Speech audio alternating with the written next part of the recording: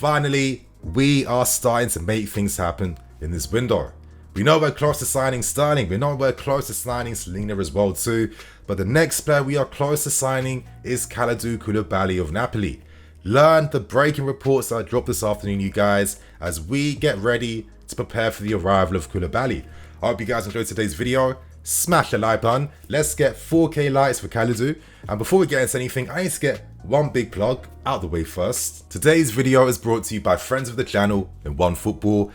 Whenever it's summertime, whenever the window is open, and whenever pre-season is starting, OneFootball is the app to have for every football fan. Honestly, it's the most convenient hub to have to get access to all the latest news dropping around your favorite football clubs. And OneFootball makes it even easier to get the news and information you're looking for in particular. As you guys can see here, if I click on profile, of course, it takes me to my profile tab where you can see the heart signs. I can favorite my favorite football teams, players, or even national teams, and I'll get regular access to all the latest information surrounding them. Of course, clicking on Chelsea Football Club, you guys, you can see all the little tabs here for seasons, squads, transfers. But let's stick to the news. Koulibaly is going to be signing. I'll be talking about this very soon. But what OneFootball has as part of a new feature now to make it easier for you guys to use the app is a new bookmark feature. So if you see any story or anything you like, press bookmark. It's automatically saved. Then go to the hub and find all your articles saved to read in your own time. What you guys waiting for? Download OneFootball. It helps the channel out very well. And most importantly, it helps you out. You'll find a link below in the description. Download OneFootball. So right now, let's break down these massive breaking reports surrounding Kalidou Koulibaly. We have to start things from last night, as these reports first were broken by Damasio of Italy, and essentially were saying that Koulibaly's agent in Ramdani had already been holding talks with us over the weekend over the availability of his client.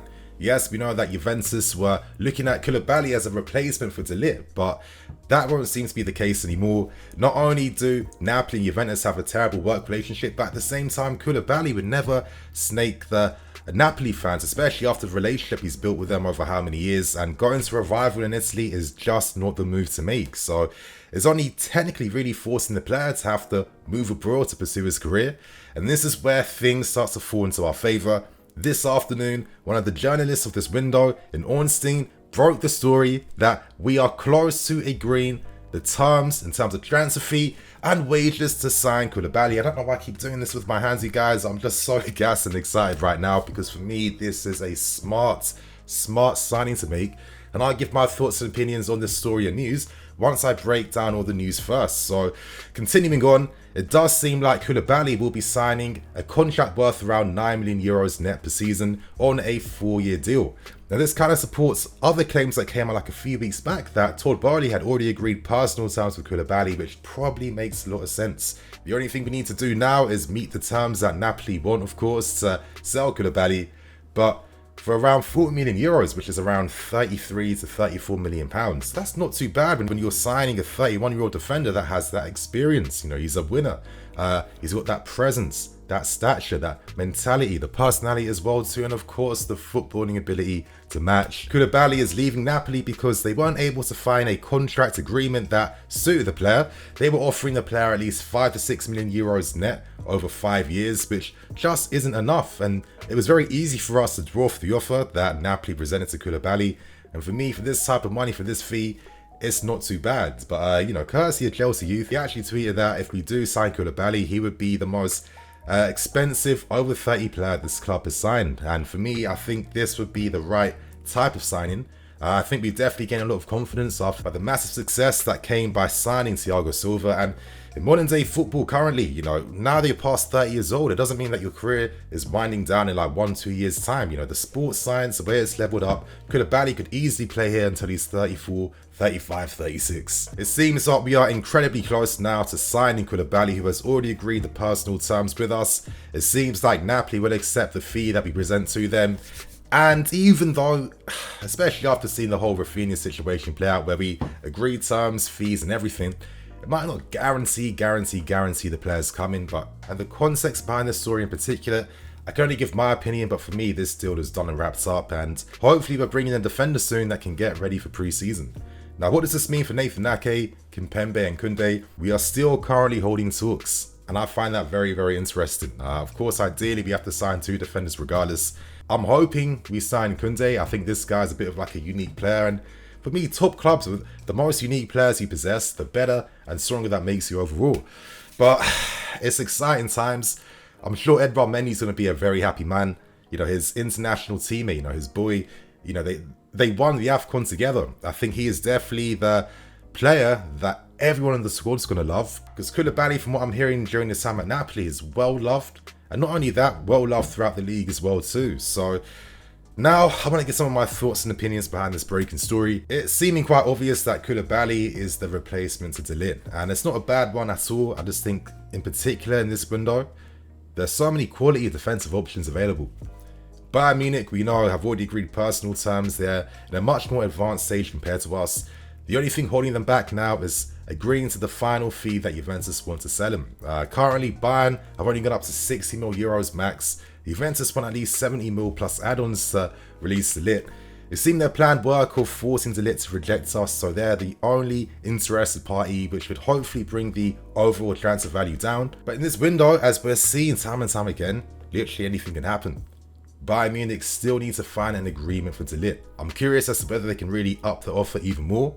And I don't know, maybe I'm just overthinking things, you guys, but after seeing how Barcelona came to shake us for Rafinha, I feel like maybe I'm overthinking, but if Bayern Munich continue to struggle to find an agreement, could that still leave an opening for us to make a move for De Ligt? Potentially, but in my honest opinion, I don't think so. I think we are moving away now from De Ligt. It makes sense to spread out that cost, signing 2 great defenders instead of signing just 1. And with Koulibaly being signed alongside either a Nathan Ake, Koundé, etc., etc., that is a much more logical way to re-strengthen our defense.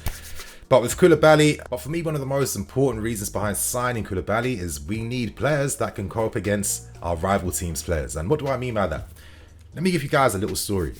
I remember back during the 13-14 season, we had an upcoming game versus Man City. We all remember that game. Ivanovic, of course, we won it 1-0. Great goal from him in the counter-attack. We signed one player in particular that changed the tide of that game in our favour.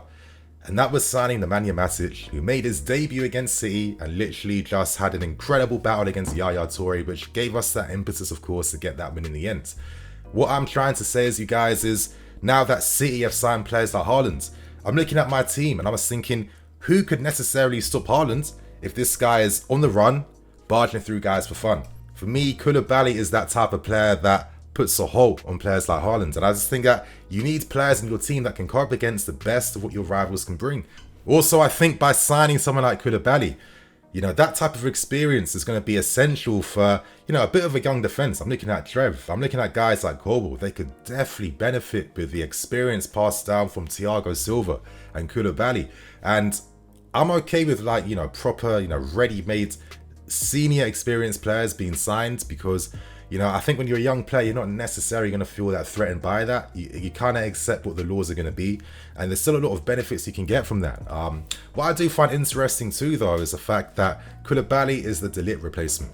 And I think we all kind of had that idea that De Ligt will be playing in the middle of a back three if we were to sign him. So I'm starting to feel like, knowing the fact that we're still pursuing many other centre-back targets like Koundé and Ake, and I wouldn't be surprised if we secured both signings, maybe Koulibaly could be used as the option in the middle of a back three.